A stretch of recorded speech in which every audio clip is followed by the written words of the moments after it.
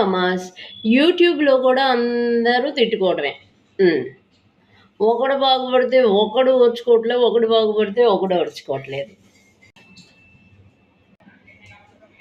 Okay. Okay. అటెళ్ళి మాట్లాడతా. ఒకసారి మొన్నటికి మొన్నదాకా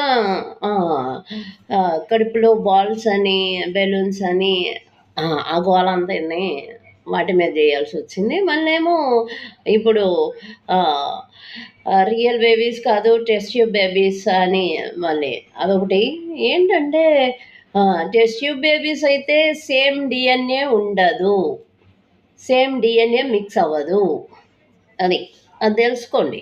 ఒకళ్ళని అనేటప్పుడు మీదేదో మీరు కడుక్కోండి. బావుంటది గదా! ఆ! అందరూ వచ్చి మీకు కడగాల్సిన పని లేదు. కడగరు కూడా అంత టైం కూడా లేదు. హ్మ్. ఎవరిది వాడు శుభ్రంగా కడుక్కుంటాడని జనాలే అన్నం తిన్నవాడికైతే తెలుసు. గ్రౌండ్‌లో గ్రాస్ తిన్నవాడైతే అలా మాట్లాడడు. గ్రాస్ తిన్న ఓడైనా, గ్రాస్ తిన్న అదైనా అలా మాట్లాడరు. అంత రూడీగా, థర్డ్ క్లాస్‌గా.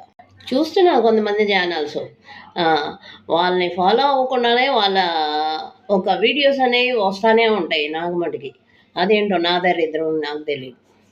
అంటే నాకు న్యూస్ చూడడం బాగా ఇష్టం. ఇలా క్రైమ్స్ అవుతున్నాయి కదా! జెంట్స్ మీద, లేడీస్ మీద, టీనేజ్ గర్ల్స్, కాలేజ్ బాయ్స్ అట్లా వాళ్ళకై వాళ్ళు లవ్‌లో పడి అలాంటి ఛానల్స్ చూడడం అంటే నాకు చాలా ఇష్టం. సీక్రెట్ అయి ఉంది, క్రేజీ శాలిని ఉంది. ఇలాంటి ఛానల్స్ అంటే చూడడం బాగా ఇష్టం. ఏంటి అసలు పిల్లలు ఎందుకు వాళ్ళ లైఫ్ అనేది స్పాయిల్ చేసుకుంటున్నారని. పిల్లలే కాదు అందులో మిడిల్ ఏజ్ కూడా ఉన్నారు. 40, 50, 60 వాళ్ళు కూడా ఉన్నారు.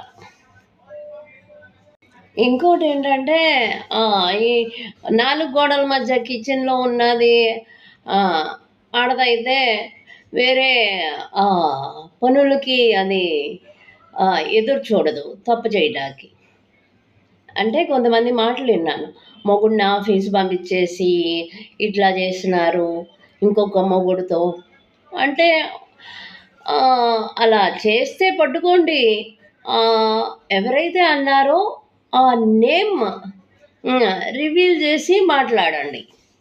ఎవరైతే మిమ్మల్ని బ్యాడ్‌గా అన్నారో. మేము రిలీజ్ చేయకుండా ఆడవాళ్ళనంటే అందరు ఆడవాళ్ళలో నువ్వొక ఆడదానివి, నువ్వొక మగోడివి, నువ్వు కలిసిపోయినట్టే కదా! నువ్వు తప్పు చేస్తున్నట్టేనా?